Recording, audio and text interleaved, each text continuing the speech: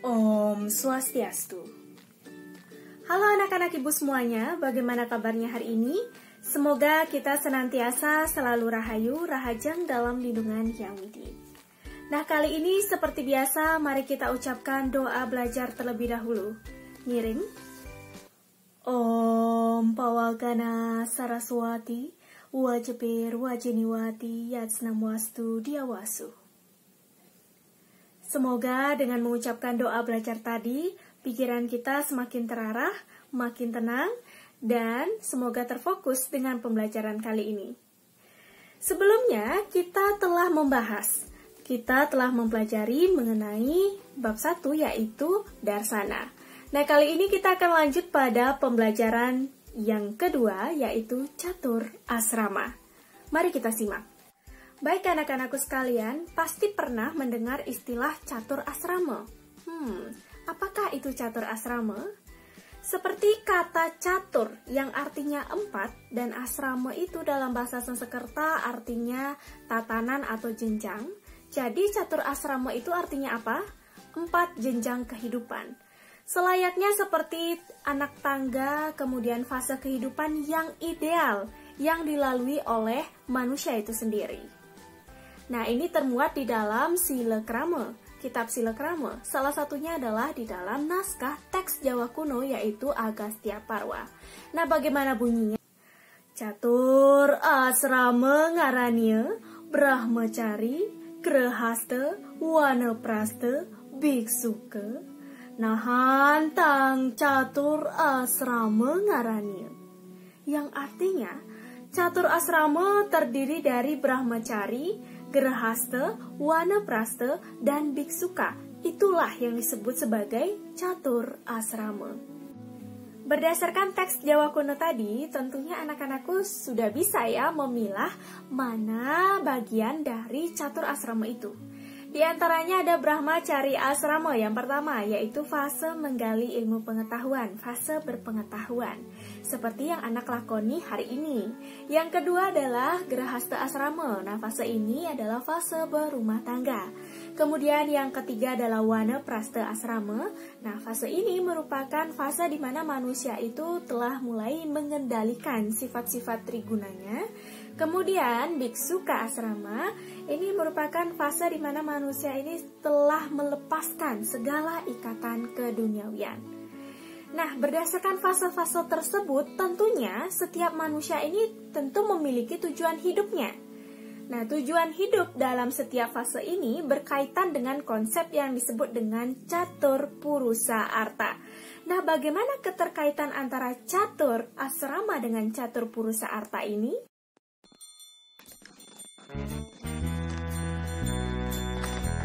Aduh, materinya mana ya? Kemarin dikasih tugasnya ya sama gurunya.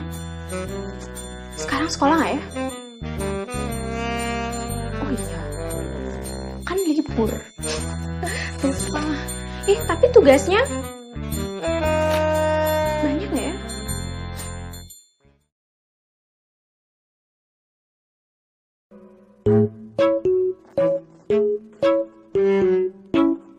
Sayang, Deutunya udah diceboin. Ya, cepetan. Gua ada di mobil nih. Tunggu lagi 5 jam lagi. Coba aja kali. Iya, sabar.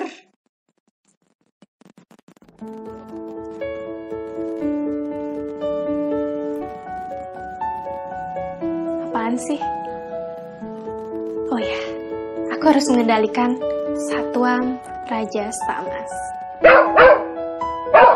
Ribet banget sih. Kan aku udah bilang mengendalikan Satuan Raja Stamas. Iya, lupa.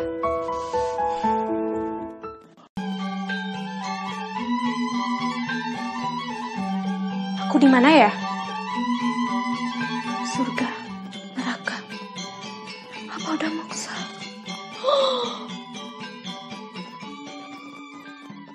Oh ya, melepaskan ikatan keduniawian.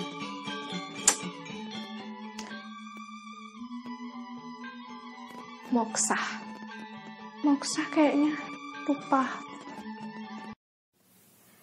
Sebelum kita masuk ke terkaitan antara catur asrama dengan catur purusa arta, kita perlu tahu nih, apa sih bagian-bagian dari catur purusa arta itu? Nah, catur itu artinya 4, purusa arta artinya tujuan, jadi ada 4 tujuan hidup manusia. Wow, apa sajakah itu? Apakah anak-anak telah mencapai tujuan ini? Ya, yang pertama adalah dharma. Dharma ini adalah kebajikan, kebenaran, begitu ya. Yang kedua adalah arta. Arta ini tidak selalu berkaitan dengan materi ya. Tapi arta dalam hal ini, tujuan hidup manusia dalam arta ini artinya adalah kesejahteraan. Kemudian kalau kama ini adalah keinginan. Tidak selalu kama itu merupakan hawa nafsu atau dorongan seksual saja ya nak ya. Kemudian yang selanjutnya yang terakhir adalah moksa. Moksa itu adalah penyatuan. Penyatuan sang diri dengan sang Brahman gitu. Jadi ada 4 tujuannya. Dharma, arta, kama, moksa. Nah kemudian bagaimana keterkaitan antara catur asrama ini dengan catur purusa arta? Jadi begini nak, setiap fase-fase tersebut, setiap fase brahmacari, grahasta, wanaprastha, biksuka, itu memiliki tujuan hidupnya yang ideal dari setiap manusia itu. Contoh misalkan, di dalam brahmacari asrama, masa berpengetahuan. Nah tujuan hidup manusia dalam fase ini, jika dipikir logikanya, apakah dharma, arta, kama, atau moksa? Ada yang bisa menjawab? Oh, ada yang menjawab dharma dan juga arta. Wah, ada betulnya juga. Karena dalam fase brahmacari ini, kita mencari pengetahuan, tentunya pengetahuan apa? Pengetahuan tentang kebenaran, pengetahuan tentang kebajikan, dan senantiasa mengamalkan kebajikan itu dalam bentuk yang disebut sebagai dharma. Itu satu ya, tujuan dari catur purusa arta. Kemudian yang kedua, apakah pada fase brahmacari juga memiliki tujuan hidup yaitu arta? Bisa saja ya nak ya, dengan perkembangan teknologi seperti sekarang ini, kita tidak memungkiri bahwa anak-anak muda sekarang sudah pintar dan pandai menggunakan media sosial sebagai ladang bisnis, ya enggak? Nah, dalam hal ini, maka anak-anak muda itu tentunya mendapatkan cuan ya, tentunya mendapatkan profit dari penggunaan media sosial tersebut untuk ladang bisnis. Nah, dalam hal ini, maka tujuan fase arta itu pun tercapai juga di dalam fase brahmacari ini. Jadi, kalau kita kaitkan lagi, fase brahmacari itu catur purusa artanya yang tepat adalah dharma ya nak ya. Kemudian yang kedua penambahannya adalah arta. Ibu, apakah pada fase brahmacari kita tidak boleh mencapai tujuan hidup kama dan moksa? Sebentar dulu, nanti ibu jelaskan pada section berikutnya di grahasta, wanaprastha, dan biksuka. Ya nak ya? Baik, kita akan awali dengan brahmacari asrama. Sebelumnya, mari kita pilah kata brahmacari itu. Brahma itu artinya pengetahuan dan cari itu artinya tingkah laku. Jadi, brahmacari itu artinya tingkah laku untuk mencari ilmu pengetahuan. Nah, bagaimana anak-anakku sekalian, apakah sudah cukup untuk mencari ilmu pengetahuan sampai detik ini? Belum cukup ya nak ya. Kenapa ibu bilang belum cukup? Karena masih banyak ada peluang di luar sana, ilmu di luar sana yang masih belum anak pelajari. Gitu. Nah, di dalam fase brahmacari asrama ini tentunya ada kisaran umur yang menentukan fase ini ada. Mengapa seperti itu? Karena di dalam setiap fase itu tentunya manusia itu berubah, bertambah umurnya ya, ketika melewati jenjang kehidupan ini. Gitu. Nah, khusus untuk brahmacari asrama itu idealnya dari umur 0 tahun sampai dengan 20 tahun. Nah, mengapa 0 tahun ya nak ya? Kenapa bayi itu disebut juga merupakan bagian dari fase berpengetahuan ini? Karena coba kita pikirkan secara logika, ketika kita sudah embas atau lahir dari rahim ibu, nah ketika bayi itu kita belajar untuk bersuara, mengeluarkan suara tangisan kan, kemudian kita belajar untuk menghirup oksigen, kemudian belajar metindaan bais gitu ya, atau istilah bahasa Indonesianya itu belajar berjalan, kemudian belajar makan, belajar minum susu.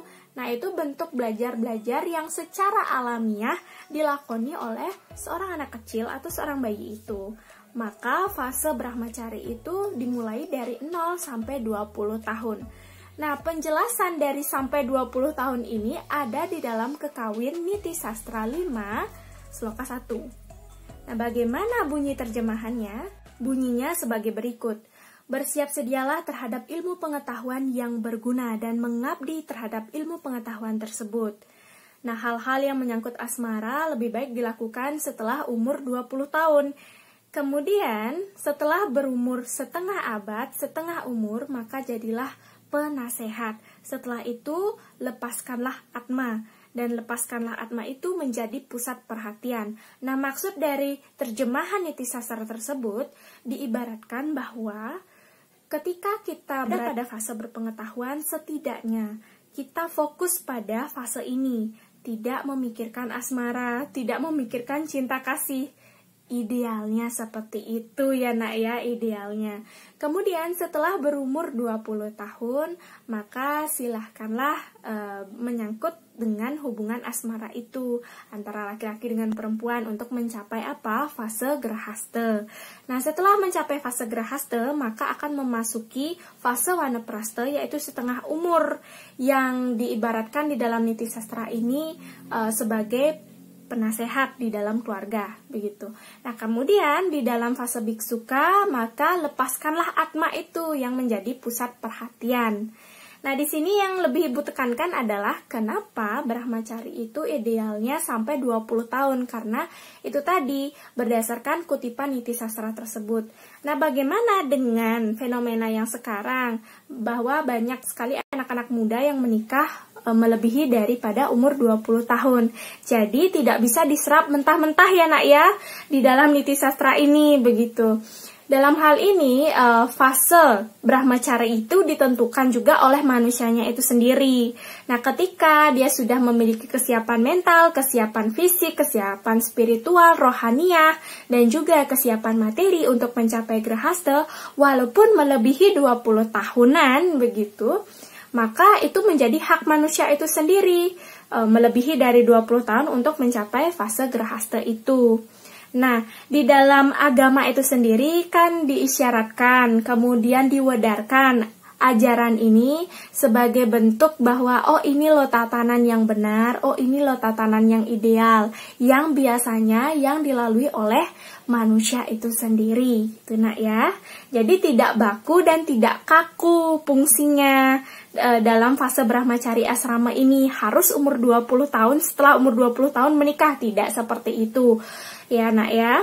Nah, itu tadi bagian dari 0 sampai 20 tahun umurnya untuk memasuki fase Brahmacari ini. Nah, kemudian bagaimana kewajiban dari Brahmacari tersebut? Nah, kewajiban dari seorang Brahmacarin ya, yang menjalani itu disebut dengan Brahmacarin, yang mengajarkan itu disebut dengan Brahmacarya. Nah, kewajibannya adalah dengan bakti terhadap catur guru. Bakti terhadap catur guru ini, anak-anak masih ingat catur guru? Ada apa saja? Ya, ada guru rupake, guru pengajian, guru wisesa, dan juga guru swadhyaya.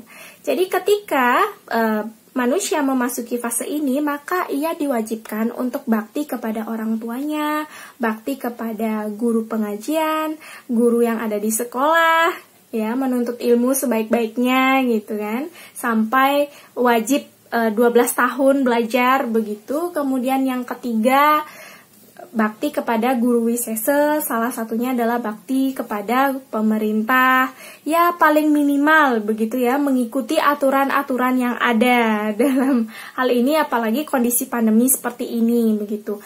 Nah, kemudian bakti kepada guru swadhyaya. Nah, siapakah beliau guru swadhyaya? Ya, bakti kepada Ida Sangyang Widiwasa. Nah, dengan kewajiban 4 catur guru tadi, maka seorang Brahmacari itu bisa dikatakan mencapai tujuan dari catur purusa arta, yaitu dharma. Nah, terlepas dari arta yang tadi Ibu jelaskan ya nak ya. Nah, baik, kita akan lanjut bagaimanakah tingkatan dari Brahmacari ini. Nah, sebelumnya Ibu lupa menjelaskan bahwa fase Brahmacari ini juga diibaratkan sebagai fase aguron-guron. Jadi bisa dikatakan istilahnya sebagai fase aguron-guron. Fase aguron-guron itu artinya fase di mana seorang manusia itu menjalani kegiatan berpengetahuan, menggalinya, mencarinya, menuntutnya sampai dengan pengetahuan itu berguna bagi dirinya, serta mengikuti jejak-jejak para guru. Para guru siapa? Ya, yang Ibu sebutkan tadi, ada guru Rupake, pengajian, guru Wisesa, dan juga guru Swadhyaya.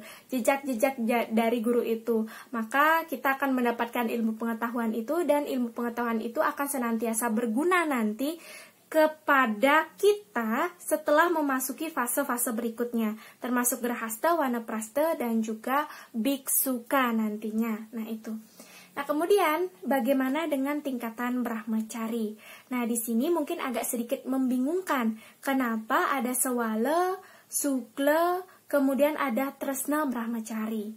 Mengapa ada 3 tingkatan ini? Jadi begini, Nak. Fase berpengetahuan itu tidak hanya berhenti pada fase Brahmacari saja. Ketika kita memasuki fase Grahasta Asrama, Wanaprastha Asrama, dan juga Biksuka Asrama, tentunya kita juga berpengetahuan dalam hal itu. Memiliki pengetahuan tentang pernikahan, kemudian memiliki pengetahuan bagaimana caranya kita untuk senantiasa menjalankan kewajiban sebagai seorang istri atau suami, begitu. Memiliki kewajiban untuk selalu bekerja ketika Grahasta Asrama, kan begitu ya, Nak ya.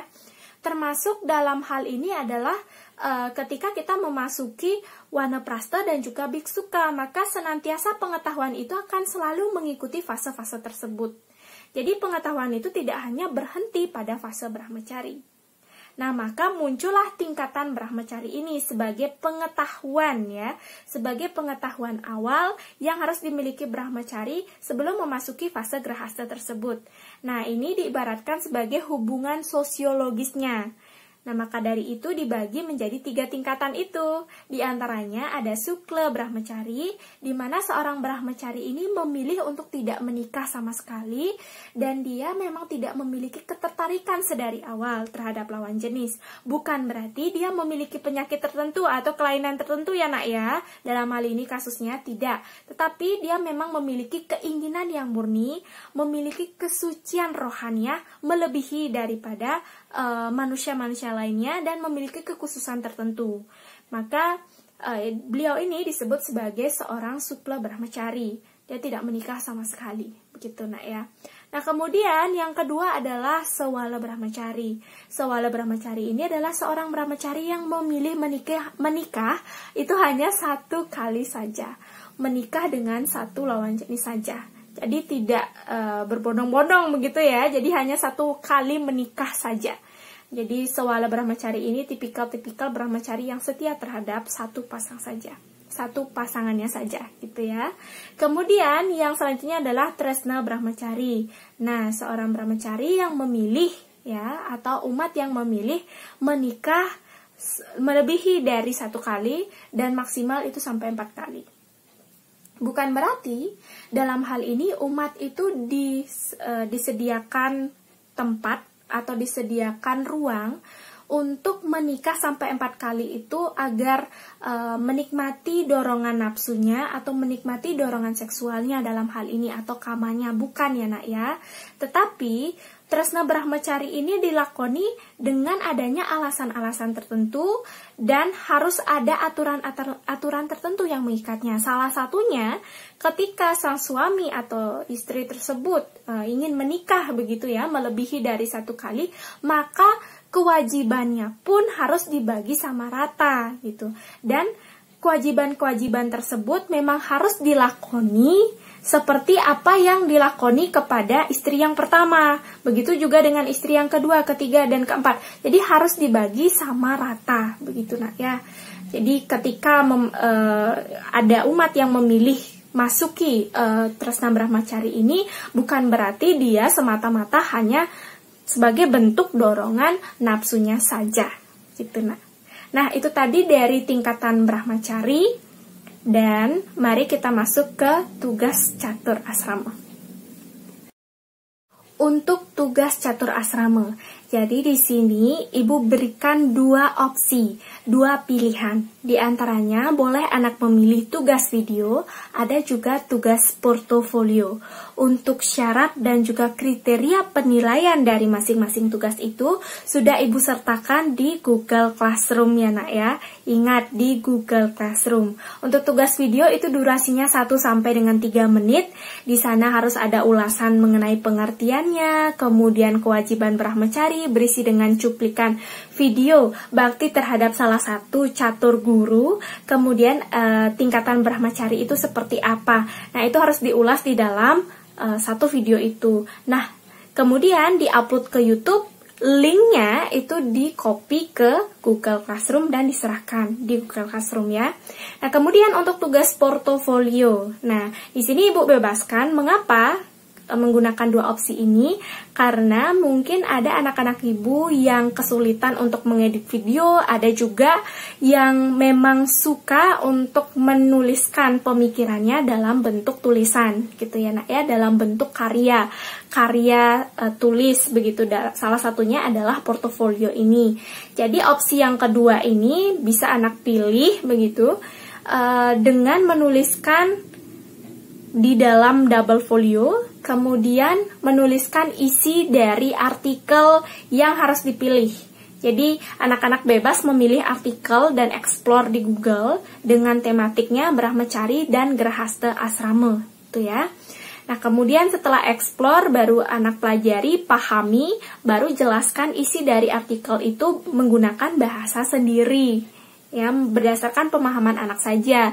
Kemudian isikan juga sloka yang berkaitan dengan Brahmacari dan Grahasta Asrama itu. Nah, itu dituliskan di dalam double folio, minimal 1 halaman, maksimal 2 halaman. Nah, itu tadi 2 opsi, silahkan pilih salah satu saja. Kalau misalkan keduanya, jangan ya nak ya, salah satu saja. Ibu tidak mau membebankan anak-anak Ibu Makasami. Dan untuk jarak waktunya atau tenggat waktunya itu 1 minggu ya nak ya, 1 minggu nggih. Nah, itu semua lebih lengkapnya ada di Google Classroom. Dan kalau misalkan belum juga memahami tugas yang Ibu berikan, silahkan komentar di WhatsApp atau di Google Form, absen di Google Form yang Ibu lampirkan di Google Classroom ya. Nah, itu tadi. Nah, mari kita akhiri dengan Paramasanti, salam damai. Om Santi, Santi, Santi, Om.